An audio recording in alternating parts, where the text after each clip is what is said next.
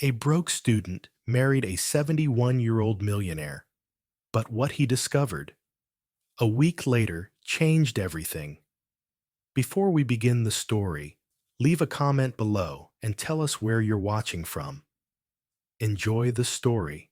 The rain had been falling since dawn, soaking every inch of the cracked sidewalks in Austin, Texas. On a cold Thursday evening, Daniel Carter stood outside the community center, where he tutored underprivileged kids after class, clutching his backpack like it carried the weight of his world. And in many ways, it did. At 24, Daniel was barely holding things together.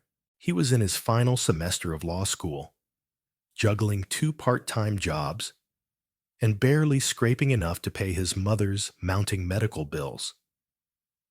Debt collectors called him more often than friends did, and ramen noodles had become both a joke and a staple in his daily life. He was drowning quietly, the world walking past him like he didn't matter. His phone buzzed. Unknown number, probably another collection agency. He debated letting it ring, but instinct told him to answer. "Hello?" he said cautiously. "Mr. Daniel Carter?" A woman's voice, calm and commanding, cut through the static. Her tone was the kind that didn't ask questions. It expected obedience. "Yes, this is Daniel. This is Vivian Lancaster. I'd like to meet you, tonight." He blinked. "I'm sorry. Who?" "You don't know me, but I know about you. Your scholarship history, your financial hardship, your late father's legal troubles. Shall we say, you're an interesting young man?" Daniel froze. "How did you—" "I don't like repeating myself, Daniel," she interrupted coolly. "Meet me at the Vermilion Room, 8 p.m. sharp. It's important." Before he could process what had just happened, the line went dead. He stared at the phone in disbelief. The Vermilion Room was a high-end, members-only dining club overlooking Ladybird Lake, not the kind of place anyone like him ever stepped foot into. Still soaked from the rain, clothes clinging to him, he considered ignoring the call, brushing it off as a prank. But curiosity overruled his caution. 2 hours later, Daniel stood at the entrance of the restaurant, feeling painfully out of place in his thrift store suit.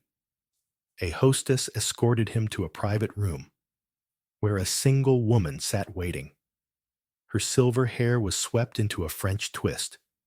Her emerald green dress was flawless, and her eyes, sharp, piercing, scanned him like a chess player analyzing a move before making it. "Thank you for coming," she said. "Please, sit." "Mrs. Lancaster, right?" Daniel asked, lowering himself into the seat. "Yes. Vivian will do."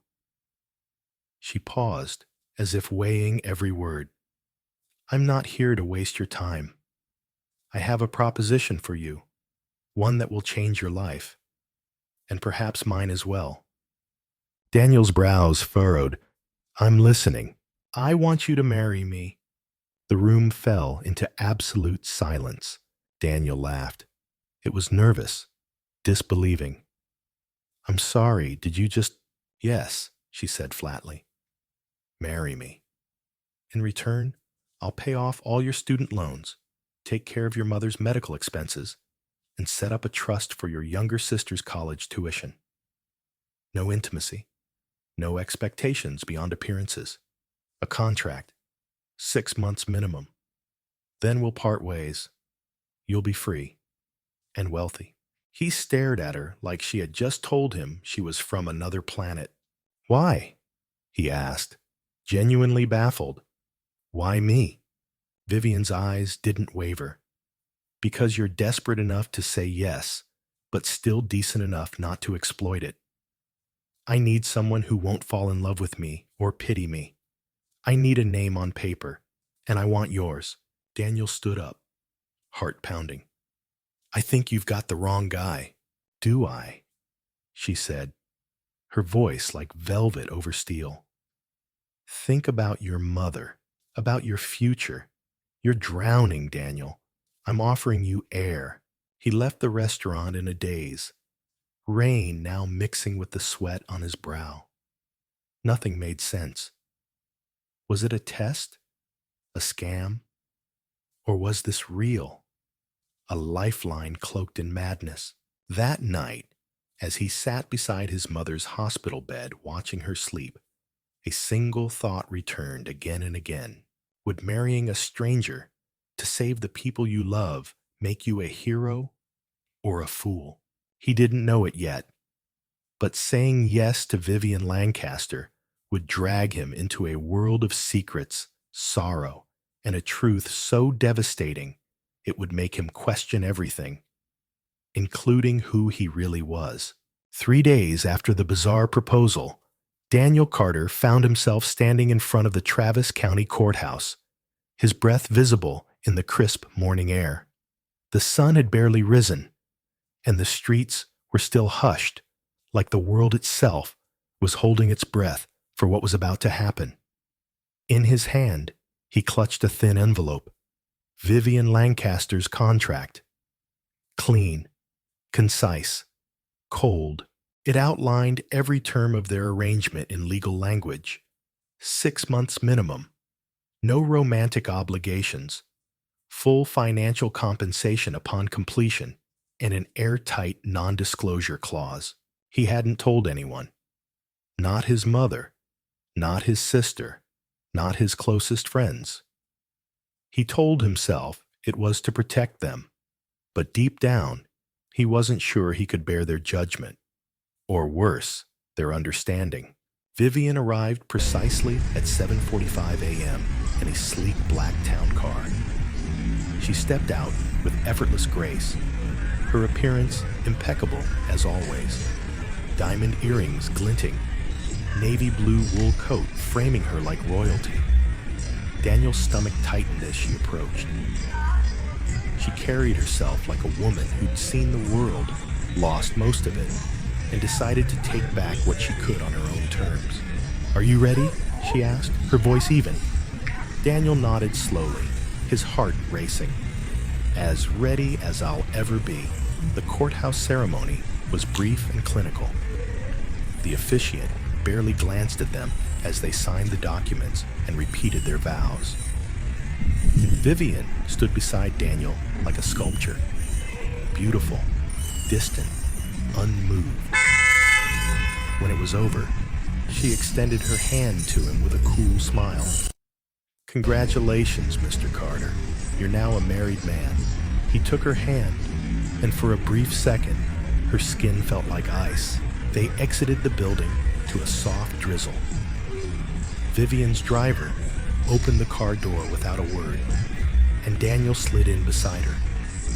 The silence between them was thick with the weight of what had just occurred.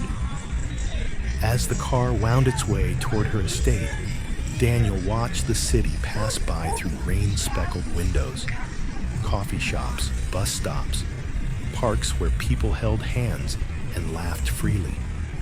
He wondered what it would be like to fall in love with someone naturally, not under the shadow of a contract.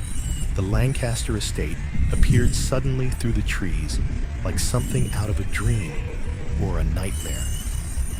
It was massive, built of gray stone with tall pillars, wrought iron balconies, and windows so large they could have belonged to a cathedral. It didn't feel like a home. It felt like a fortress. The gates opened with a slow mechanical groan, and the car rolled down the long driveway lined with dormant rose bushes and statues half swallowed by ivy. A butler opened the front door as they approached, bowing slightly. "Welcome home, Mrs. and Mr. Lancaster," he said with rehearsed politeness. Daniel had to stop himself from flinching at the title. Inside, the estate was a masterpiece of old money and untouched time. Dark wood floors, towering bookshelves, antique chandeliers that shimmered with cold elegance. Daniel followed Vivian down the grand hallway, his footsteps echoing with each step.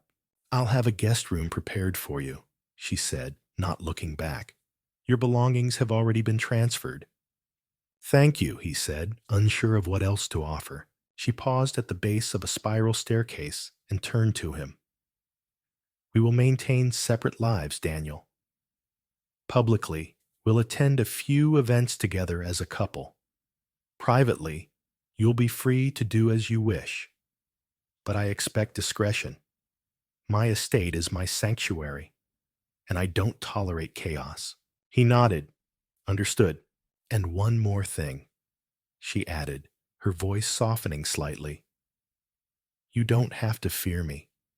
This may feel like a transaction, but I intend to honor it respectfully. I chose you because I believed you were decent."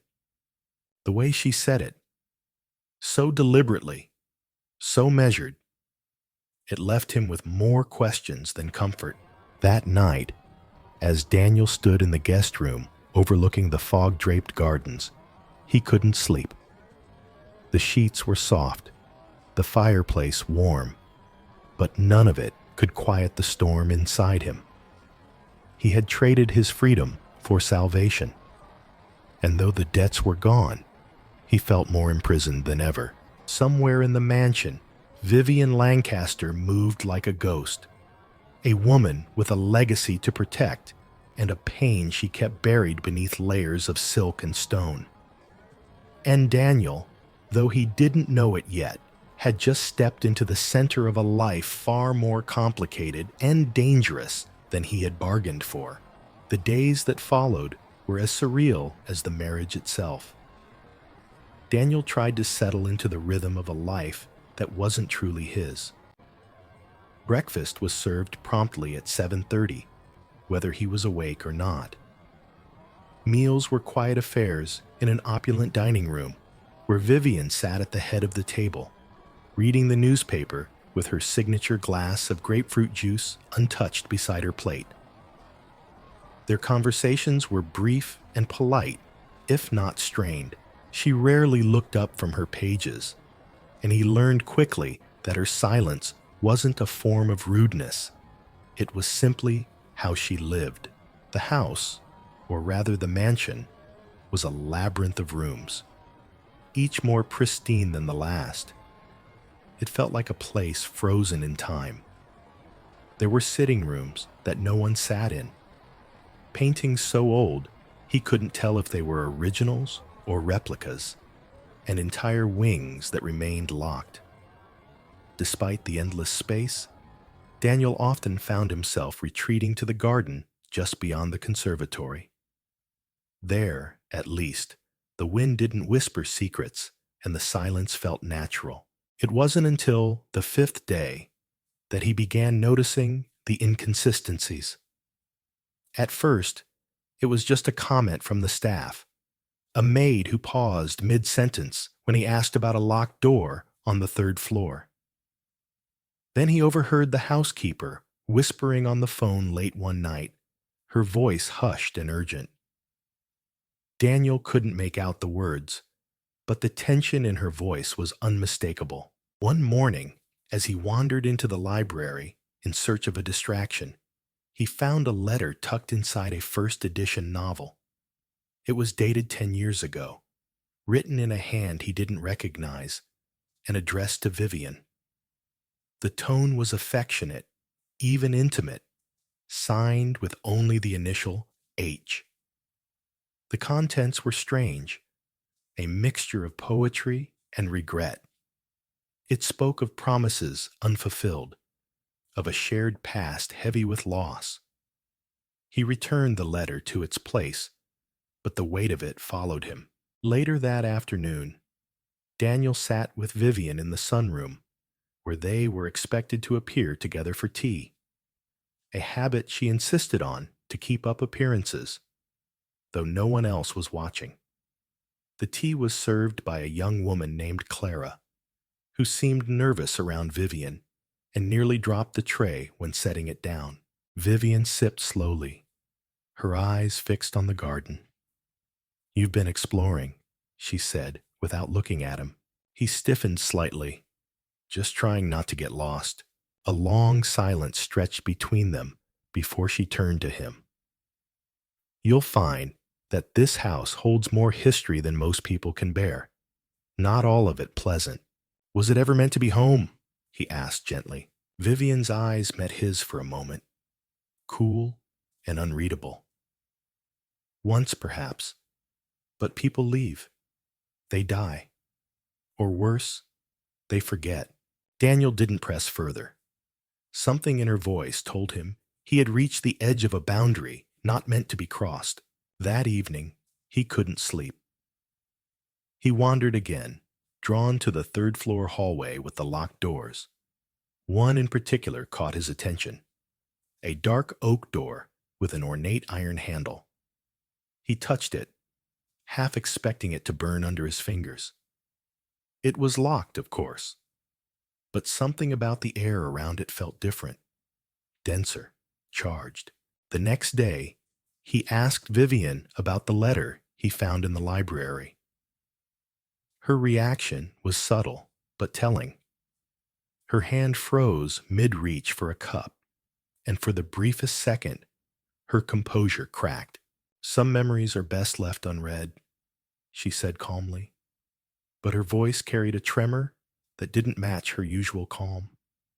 He was someone I once trusted, someone I once loved, but that story ended a long time ago. Daniel nodded, sensing she wouldn't say more. But the puzzle was growing. The marriage, the secrets, the locked doors, it all pointed to something buried deep beneath the surface of Vivian's perfectly curated world. And somewhere in that mystery, Daniel was beginning to suspect that his arrival hadn't been as coincidental as it first seemed. Daniel awoke the next morning with a strange tightness in his chest, the kind that doesn't come from physical strain, but from a mind turning over too many questions without rest. The mansion had begun to feel less like a sanctuary and more like a riddle dressed in silk and marble. He moved through the halls more slowly now, paying closer attention. Every chandelier cast the elongated shadows that shifted slightly with the hours. Every painting on the wall seemed to hide stories in its cracks. Vivian remained as composed as ever, but there were fleeting changes in her expression. Momentary stiffness when he mentioned certain parts of the house, or the sudden ending of conversations that veered toward the past. At breakfast, she handed him a folded newspaper with an article circled in red ink. It was about a new foundation she was launching in the city, focused on supporting abandoned youth. A noble cause, on the surface.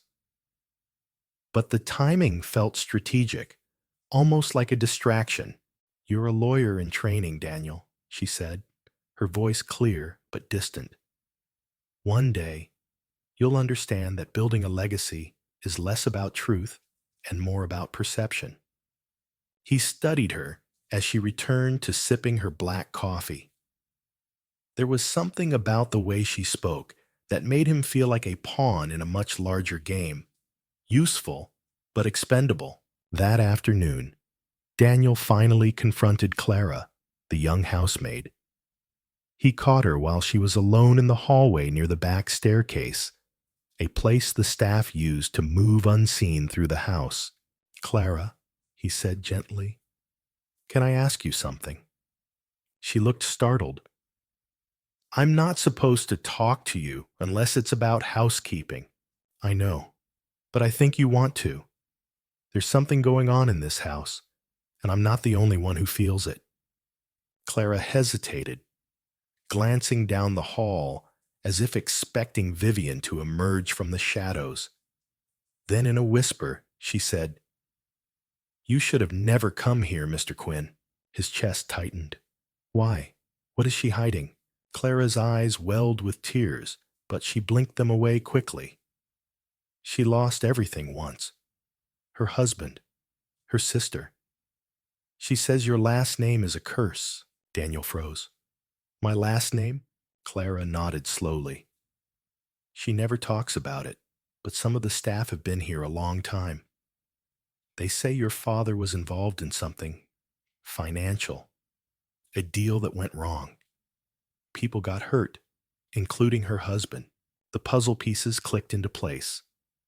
Daniel's father, a businessman in real estate, had always been evasive about his past dealings.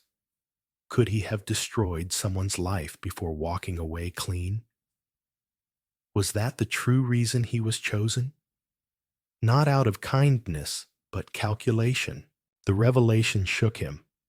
He returned to his room and opened the laptop Vivian had provided, supposedly for his comfort and convenience. He searched public records, business articles, anything linked to his father's name and Vivian Langford. After hours of digging, he found it, a property deal from over 2 decades ago. A luxury development that had collapsed midway through construction, leaving dozens of investors ruined. One of them had been Charles Langford, Vivian's late husband. Daniel leaned back in his chair, the weight of understanding settling over him like fog. Vivian hadn't married him out of loneliness or for companionship. She had married him to settle an old score. This entire marriage was a mask, a calculated move in a long game of revenge. But what she didn't seem to account for was his own ability to fight back. As the evening sun cast golden light over the estate, Daniel stood alone on the west terrace. His reflection shimmered in the ornate windows behind him. A man caught between 2 legacies. One he had unknowingly inherited, and one he had just stepped into. He couldn't undo what his father had done, but he could decide what to do with the truth. He would play along for now, smile through dinner, offer his arm at galas, pretend to be the husband she wanted. But behind the mask, Daniel was preparing. Not for war, but for truth. Because Vivian Langford had chosen the wrong man to use. And this time, her past wouldn't be the only story to haunt the halls of the estate. The morning after Daniel's discovery, the mansion felt quieter than usual, eerily so. The staff moved with even more caution, their eyes avoiding his. Their conversations clipped. Clara was nowhere to be seen. Daniel suspected Vivian had noticed his growing unease, and he wondered whether Clara had been reassigned or silenced. Either way, he knew he couldn't trust anyone in the house anymore. Not unless he found proof. Something that could expose Vivian's intentions beyond speculation. He skipped breakfast, claiming fatigue, and spent the better part of the day exploring the parts of the estate Vivian rarely mentioned. The east wing, long closed off for renovations, had become his focus. It was a part of the mansion few entered, and Daniel had once overheard a whisper about it being untouched since the accident. What accident, he didn't know. But now, everything seemed like a thread waiting to be pulled. Late in the afternoon, he found the door. Old, heavy, dust-rimmed. It creaked open with a groan that echoed down the corridor. Inside was a sitting room, once opulent, now abandoned. Cobwebs clung to the chandelier, the wallpaper peeled like old skin. On the mantel was a row of photographs, their silver frames tarnished with time. Daniel stepped closer. In the center, a photo of a younger Vivian and Charles Langford smiled back at him. They stood in front of the estate, her hand on his chest, his arm around her shoulders. Beside them was another man, stern-faced, younger, unmistakably familiar. Daniel's throat tightened. It was his father. There was a folder on the nearby desk, aged but neatly placed. Daniel opened it with careful hands. Inside were legal documents, newspaper clippings, and handwritten notes in what he now recognized as Vivian's meticulous script. Every page was a blueprint of loss. Charles's investments, the failed development project, the lawsuits that followed, and the financial collapse that had gutted the Langfords. Among the papers, a letter, unsent, unsparing. You took everything from me, my future, my family, my name. But I will take something from you too, not with rage, but with silence, with time, with precision. The son will carry the burden the father escaped. Daniel felt physically ill. He sat down on the faded settee, the letter trembling in his hands. So it was true. This marriage had never been about saving him. It had been about saving her vengeance. That evening, at dinner, Vivian was radiant, too radiant. She wore a crimson gown, her silver hair swept back, diamonds glittering at her ears. She poured Daniel a glass of wine and raised her own. To new beginnings, she said smoothly, eyes gleaming. Daniel stared at her for a long moment. To the truth, he replied, clinking his glass to hers with a weight that made her blink, just once. After dinner, as they sat in the grand music room, Vivian played a slow tune on the piano, her fingers dancing over the keys with grace. Daniel watched in silence, trying to reconcile the elegance before him with the cold strategy written in that letter. He didn't know what disturbed him more, that she could carry such darkness beneath such charm, or that a part of him still felt drawn to her. Despite it all, despite the manipulation, the lies, the hidden past, there was something undeniably human in her pain. Why me? He finally asked, his voice soft, almost drowned by the music.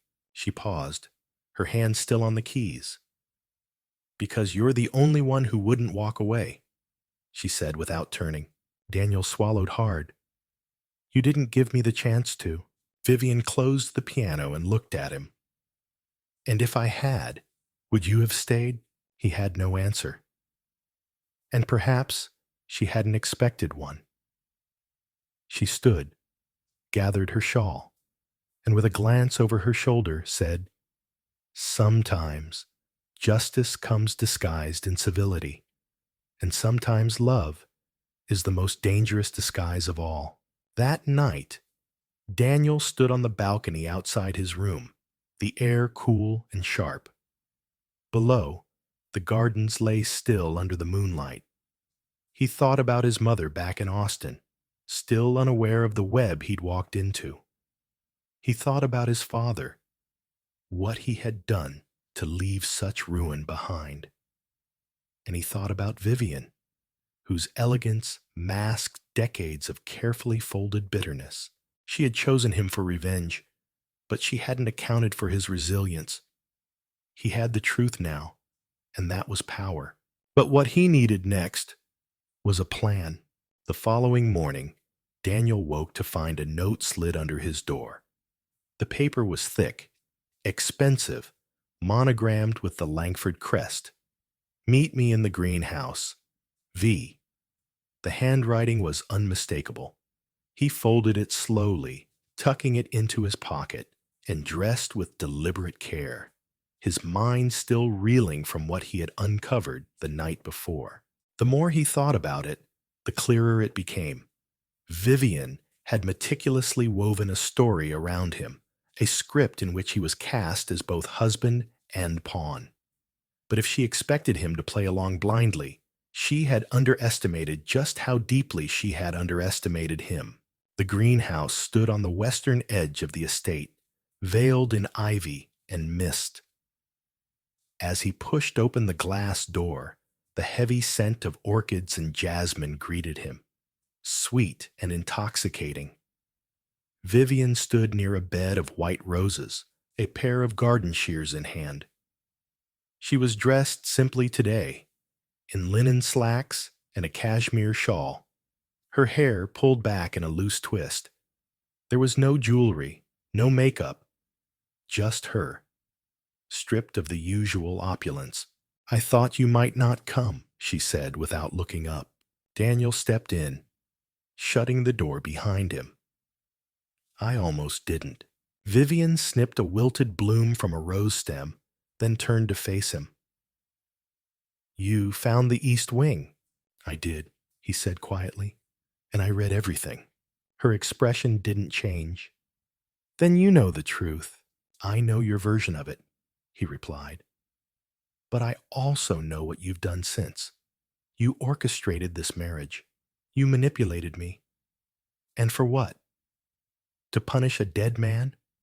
Vivian's gaze was steady. "To hold someone accountable. Your father destroyed lives, Daniel. He ruined my husband. He left me to rebuild from ashes. And you think I should pay for that?" His voice rose slightly, the frustration bubbling beneath the surface. "I was 10 years old when he died. I didn't even know what he did." Vivian exhaled and placed the shears on the potting bench. "It wasn't just about punishment," she said. "At first, yes. But then I met you. And for a moment, I thought, maybe there's a different way to end this story." Daniel was silent. The air between them thickened. "You've changed something in me," she said, softer now. "Your kindness, your presence. You're not your father, Daniel. I see that. But old wounds don't heal easily." He studied her, searching for the manipulation in her voice. But there was only weariness. "So what now?" he asked. "Do I just keep playing the part of the dutiful husband while you navigate your redemption arc?" Vivian let out a low laugh, almost bitter. "You're clever. That's what made this so difficult. I didn't expect to care." Daniel shook his head. "You can't just undo what's been done with a confession and a greenhouse chat." "No," she agreed. "But perhaps we can choose what comes next. Together." There was a pause, long and uncertain. "I'm not ready to forgive you," Daniel finally said. "But I'm willing to find a way to move forward. Not for you, for me." Vivian nodded, her eyes glistening slightly. "That's more than I deserve." They walked together through the garden paths, not speaking much, just breathing the same damp air under the glass ceiling. And though their steps were quiet, every footfall felt like a small declaration. Neither peace nor war, but something in between. Later that evening, Daniel returned to his room and made a call to an old friend from law school, Carmen Reyes, now clerking for a judge in Dallas. "I need legal advice," he said when she answered. "What kind of advice?" "The kind you don't ask about in class," Daniel replied. "If someone marries you under false pretenses, but you have evidence that their actions border on coercion and fraud, what options do you have?" Carmen's tone shifted immediately. "You okay?" "I will be," he said. "But I need to know what my rights are, and what I can do if I decide to challenge everything." There was a long pause. Then, "Send me what you have. I'll look into it." As the call ended, Daniel stared out the tall window of his room, watching the shadows stretch across the marble floor. The estate still loomed around him, full of secrets and quiet ghosts. But he didn't feel like a victim anymore. He had truth. He had evidence. And, more importantly, he had a choice. Whether he stayed or left, forgave or fought, it would be his decision. Vivian Langford had built her empire on power and silence. But Daniel was learning that silence could be broken and power could shift. And this time, he wouldn't be anyone's pawn. That evening, as rain tapped gently against the tall windows of the Langford estate, Daniel sat alone in the study with a manila folder open before him. Inside were the printed documents Carmen had sent after her initial legal review. Everything he had uncovered: the marriage license dated before his consent, the concealed inheritance clauses, Eleanor's diary entries, and the contracts she had orchestrated under his name, formed a damning pattern. On paper, it painted a story of manipulation dressed as opportunity, a portrait of entrapment designed with meticulous intent. It wasn't just the legality that shook him. It was the thought of how close he'd come to becoming complicit in her legacy of revenge without even knowing it. He heard a knock at the door, soft but intentional. He didn't answer right away, but the door creaked open anyway. Vivian stepped in, her face unreadable. She wore no jewelry, no embellishment, just a gray cashmere sweater and slacks, the very image of controlled humility. "I saw the lights on," she said quietly. "I figured you were still awake." Daniel didn't look up. "I was reading. Anything interesting?" He tapped the folder gently. "Just enough to know I was never meant to be a husband, only a signature." Vivian took a step inside, then another, her voice steady. "You're angry. You should be." Daniel finally met her gaze. "You think this is just anger? You stole my autonomy, Vivian. You let me believe I had a choice. You let me believe this, us, might have been real." "I didn't expect to care," she said, almost pleading. "But I did. Somewhere along the way, you changed what this meant for me." He stood, folding the papers slowly, deliberately. "Then why not stop it before it began? You had dozens of ways to come clean. You chose none of them." She looked down, her fingers gripping the back of a leather chair. "Because I was afraid. Afraid that if you knew the truth, you'd never look at me the same again. And I was right." Daniel stepped closer, his voice low. "You're right about one thing. I don't see you the same. I see you clearly now. I see a woman who lost everything, who was shattered by grief, who chose revenge as her form of healing. But I also see a woman still holding on to power as her only defense." Vivian's jaw tightened, but she didn't respond. "I want out," he said, the words firm but controlled. "But not like you expect. Not with silence or secrecy. I'm going to expose the whole story." For a moment, she said nothing. Then her voice returned, softer now. "Even if it destroys me?" He stared at her. "Truth doesn't destroy people, Vivian. Lies do." She nodded once, almost imperceptibly. "Then I won't stop you." That night, Daniel sent an encrypted file to Carmen, containing all the documents, recordings, and diary entries he'd gathered. His heart pounded as he hit send, not from fear, but from finality. It was the first time in months he'd felt like the path ahead was his and his alone. The following day, news broke in financial and legal circles about suspicious activities tied to the Langford estate. Anonymous leaks revealed decades-old grievances hidden behind philanthropy and power. The story spread quietly but swiftly. No dramatic headlines, but whispers that traveled fast. Vivian never spoke to Daniel about the fallout.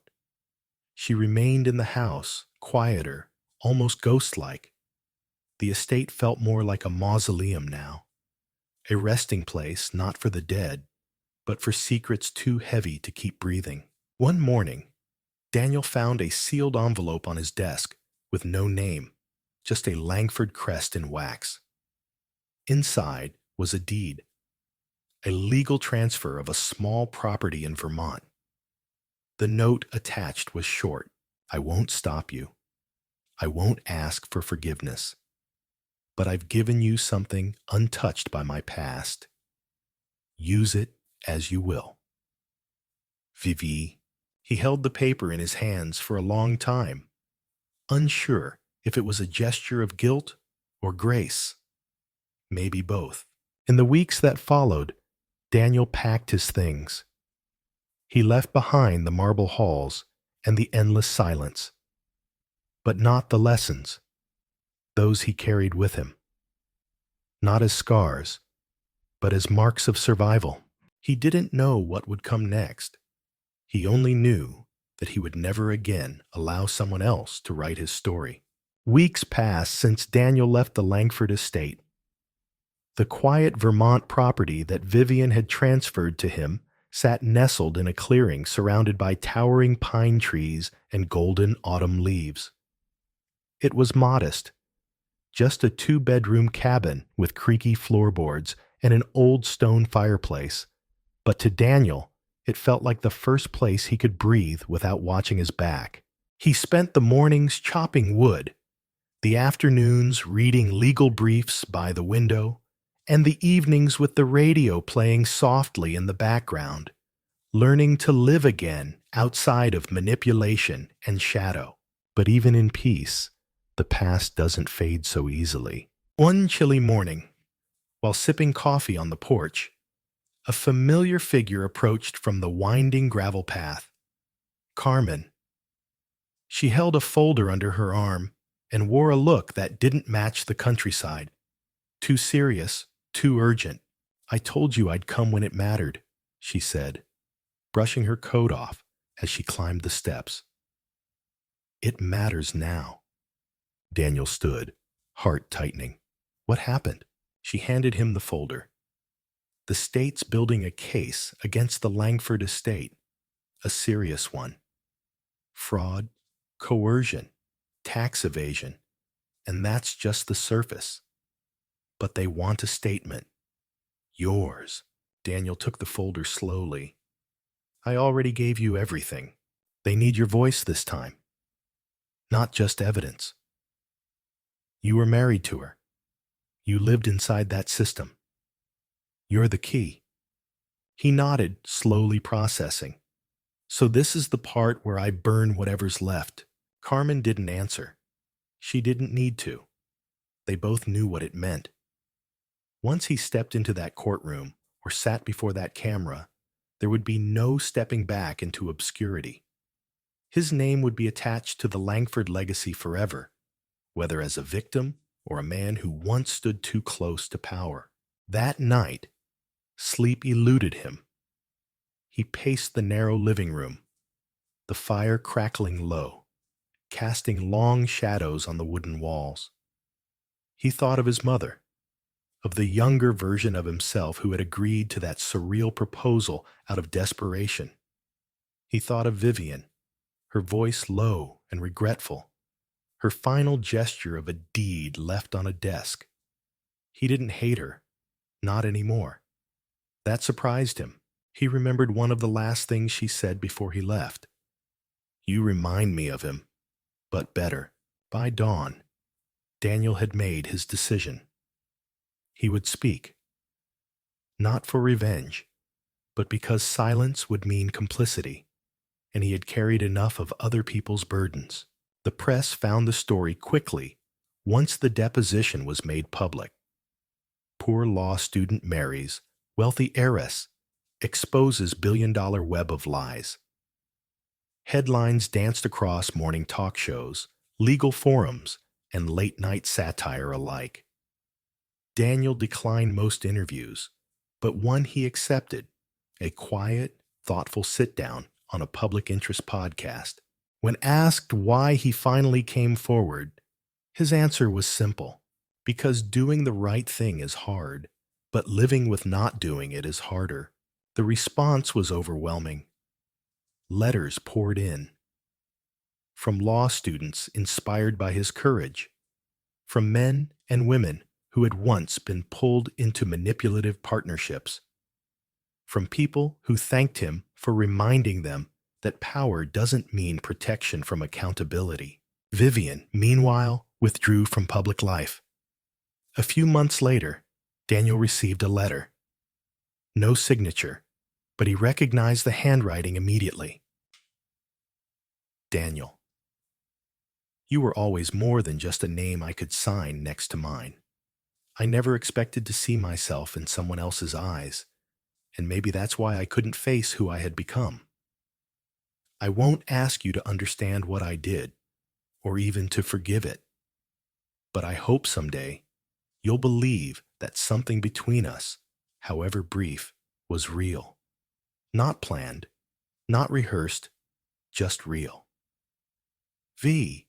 He folded the letter slowly, placing it in a box that already held her first note, the deed, and the last photo they'd taken. Unposed, blurry, taken on a whim the day before, everything fell apart.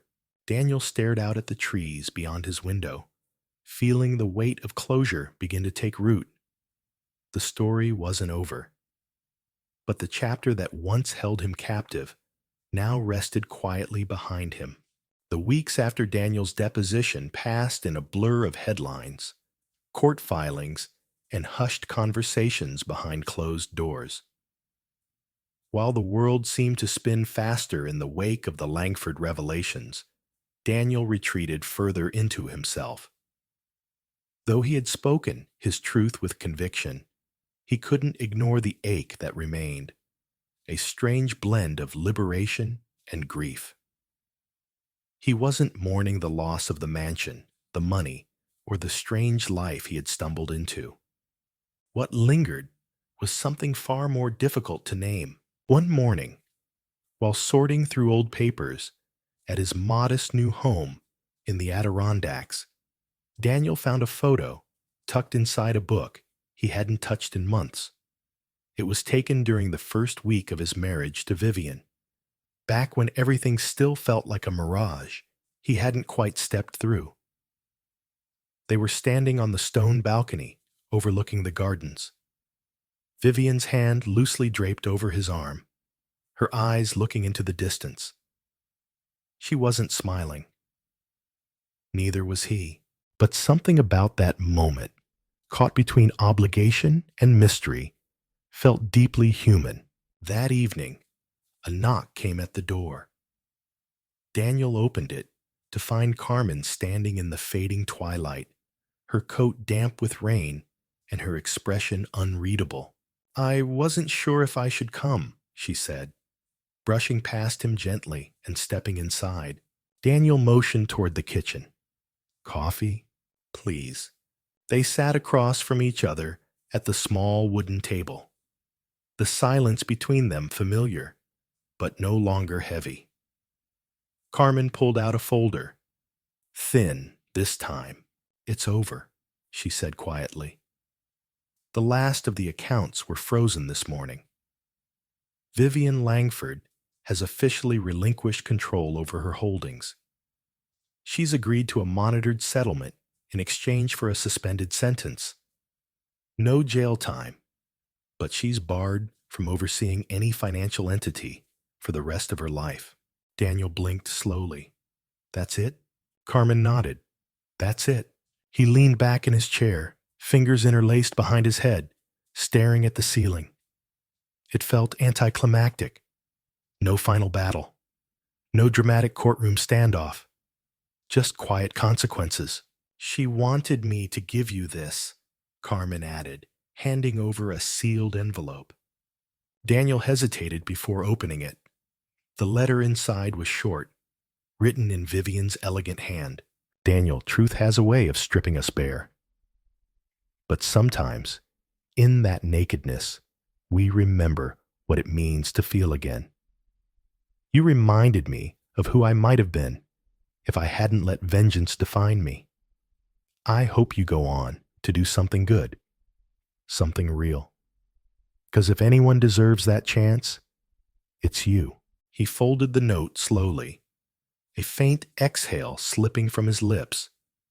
He didn't know if what she felt was redemption or resignation, but either way, it felt like an ending. "I've been offered a clerkship," Daniel said after a long pause, his eyes meeting Carmen's. "Federal Circuit Court. Starts in the fall." She smiled. "That's incredible. I'm going to take it." He didn't say it aloud, but she could sense it. This was his new beginning. One not built on secrets, desperation, or someone else's legacy. He had carved a path forward through the chaos and now stood at the edge of something honest. They sat quietly for a while longer, watching the rain fall beyond the window pane, neither speaking.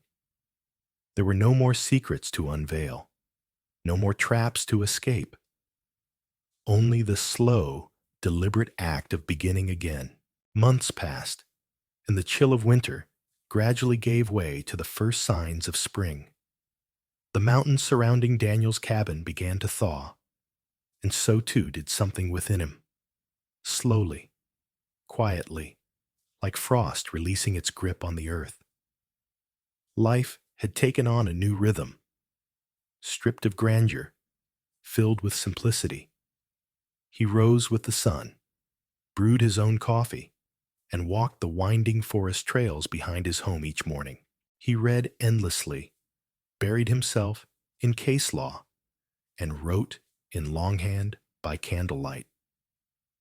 The silence was no longer deafening. It was healing. The clerkship began in late May. Daniel packed up his few belongings and relocated to a modest apartment just outside Albany. His new office in the courthouse was small, the desk worn, but he treated it with reverence.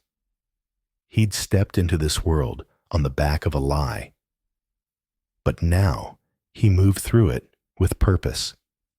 His work ethic, his dedication, and above all, his empathy set him apart.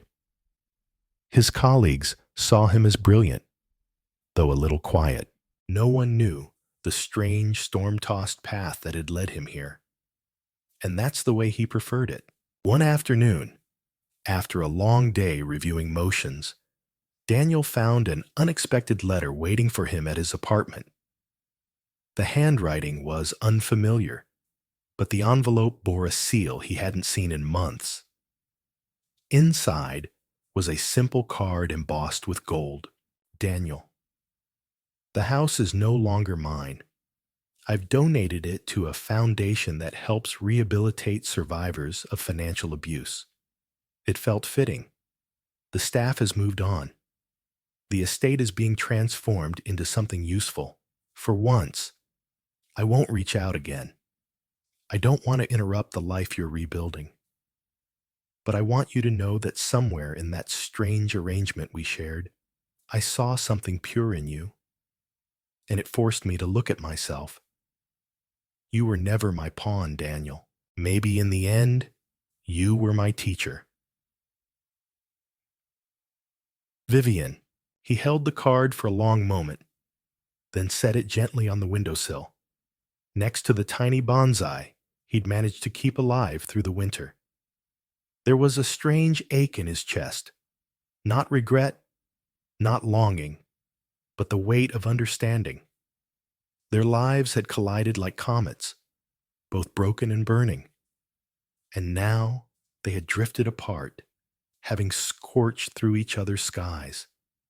He couldn't say he loved her, but he couldn't say he hadn't been changed by her. Weeks later, as the spring air grew warm and the city bloomed around him, Daniel stood before a room of graduating law students at a local university, invited as a guest speaker for his rapid rise and unconventional perspective. He looked out over the sea of young faces, eager, uncertain, hopeful. You'll learn a lot in courtrooms and textbooks, he told them. But the most important lessons won't come from statutes. They'll come from people, from pain, from choices you wish you hadn't made and ones you're proud you did. Hold on to your integrity when no one's watching, because one day that might be all you have, and it might just be enough to start again. The room was still. Then came a quiet ripple of applause, not thunderous, but sincere. He stepped down from the podium, not as a man who had married for money or been dragged through scandal, but as someone who had survived it. and chosen to become more. Later that evening, Daniel walked the edge of the Hudson River, the city lights flickering against the water. He felt no need to rush, no burden to explain. His past had not vanished, but it no longer defined him. He had turned it into something else, a foundation, a compass. A soft wind swept past him as he stopped to watch the water. He reached into his coat pocket and pulled out a small slip of paper he'd carried for months, the last line of a note he'd written to himself the day he left the Langford estate. "You are not what they gave you. You are what you choose to build."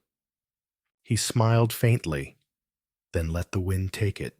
Daniel's story is one that begins in desperation and deception, but evolves into something far more profound, a quiet testament to the resilience of the human spirit and the unexpected paths toward redemption. A struggling law student with the weight of debt and duty on his shoulders, Daniel entered into a marriage with a woman he barely knew, drawn not by love, but necessity. What began as a cold transaction, an agreement etched in strategy and secrets, quickly unraveled into something deeper, more dangerous, and ultimately more transformative. Vivian Langford, a woman of immense wealth and scars, sought control, legacy, and perhaps vengeance cloaked in civility. But even she could not have foreseen the effect Daniel would have on her. A man younger, less polished, but filled with a kind of moral gravity she had long forgotten existed. Their bond was never romantic in the traditional sense, but it became undeniably human. In the vast, lonely halls of her estate, they confronted not just each other, but the ghosts of their pasts, his father's failures, her grief and isolation, and the bitter truths hidden beneath privilege. As Daniel uncovered Vivian's intentions, he could have chosen revenge, silence, or escape. Instead, he chose truth. Not the truth that humiliates, but the kind that liberates. He confronted her, not to destroy her, but to hold up a mirror. And in doing so, he helped her see the cost of her pain and the humanity she thought she had buried. When he walked away, it wasn't in anger. It was with purpose. He rebuilt his life with integrity, using his second chance not to run from the past, but to reshape his future. And in an unexpected gesture of grace, Vivian stepped back from her need for control and left Daniel with a gift, not just of property, but of closure. He sold the mansion, funded change, and returned to the law not to chase power, but to serve others. The story of Daniel and Vivian is not about love in the fairy tale sense. It is about the complexity of human choices, the gray between right and wrong, and the rare courage it takes to become someone better after being pulled into something darker. It teaches us that our beginnings do not define our endings, that even in the midst of manipulation, loss, and betrayal, there is room for growth, for grace, and for change. We are not the sum of our mistakes. We are the choices we make afterward. In a world that often values appearances over substance and shortcuts over integrity, Daniel's journey reminds us that the most lasting victories are those won quietly, with character. If this story moved you, if it made you reflect or feel something deep within, we invite you to support our channel. Subscribe now to Soul Stirring Stories for more powerful tales of redemption, courage, and the quiet strength that lives within us all. Your support helps us keep sharing what truly matters.